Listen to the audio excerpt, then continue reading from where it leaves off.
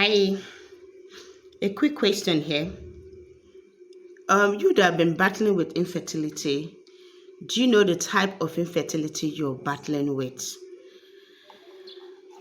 Good morning, good afternoon, good evening, wherever you're watching me from. And if this is your first time coming across my page, thank you for joining. You're welcome to my channel. And if you've been here before and you're coming back again, you are the real VVIP.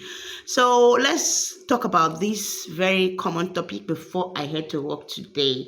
So if you have been battling with infertility for a number of years, it could be 1 year, it could be 2 years, it could be more than 5 years. Do you know the type of infertility you are dealing with? Yes, infertility can be two types. It can be either primary infertility or secondary infertility. Now, primary infertility is the one where for your lifetime you've never been pregnant. Okay, since you got married to your husband, you've never been pregnant. You've been trying and it's not forthcoming. That is primary infertility. Then secondary infertility is the type where you've had one child, you've had two children, and you're looking for another child to complete your family size. Let's say maybe you want children, you want 4 children, you want 5 children, and you've gotten just one. That process of trying to get another child that is not forthcoming, that is secondary infertility. And these two types of infertility can be caused by different things entirely. Now, the thing is, those with primary infertility are more concerned, they are more anxious, and they look for solution. Not necessarily though, because even the one with secondary infertility can be really worried. All right, so the number one goal is to know what kind of infertility I'm dealing with. If you're dealing with primary, if you're dealing with secondary infertility, you approach it the way it should.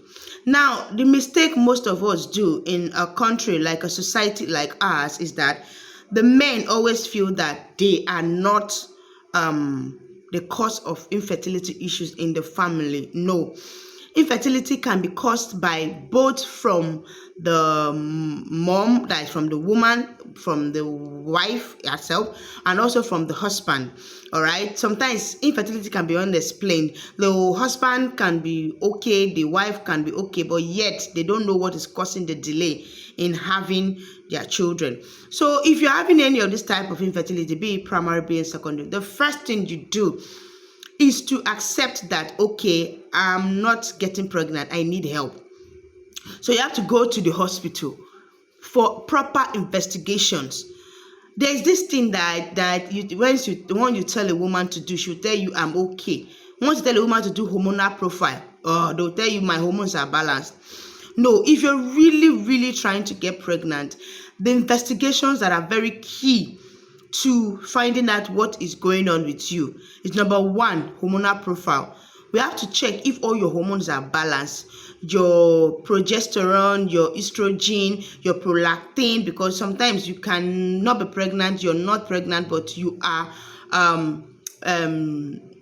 leaking breast milk from your breast.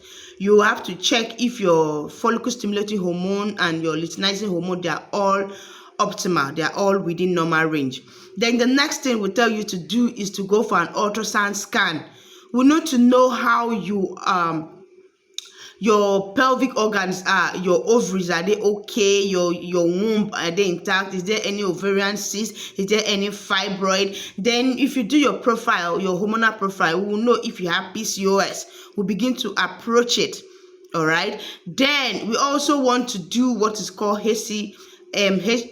That is a procedure where we need to check how good your fallopian tubes are.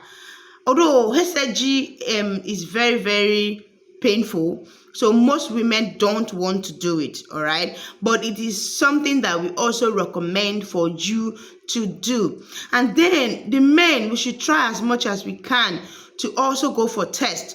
Once a woman is suffering from either primary or secondary infertility, the men think that they are not part. That is not true.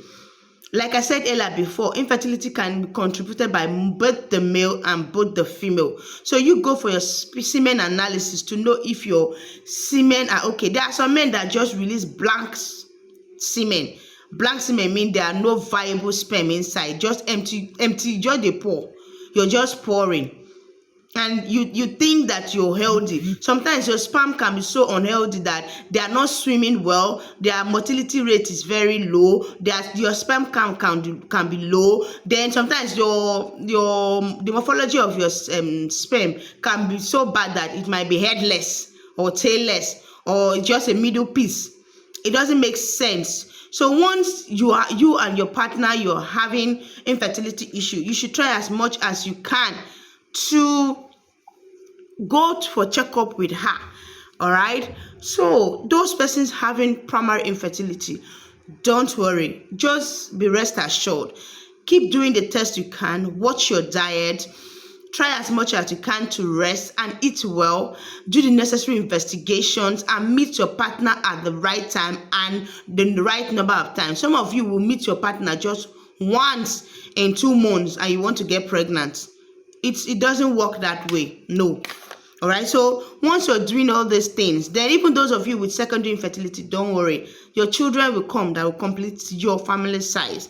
So in all, what I'm saying is that your infertility issues can be primary, it can be secondary, and that you should go for investigations as quickly as possible. All right. And then your partner should be working with you hand in hand. All right. So that's all I have for you this morning. Is more or less like an encouraging video, and I'm already late for work. So if you have any question, if you have any comments, you can drop them. I will do a detailed video about this infertility issue. It will come in a series. All right. I'll do part 1, part 2. Part 1 will be about what infertility is. Part 2, the causes, the symptoms, the treatment, the investigation.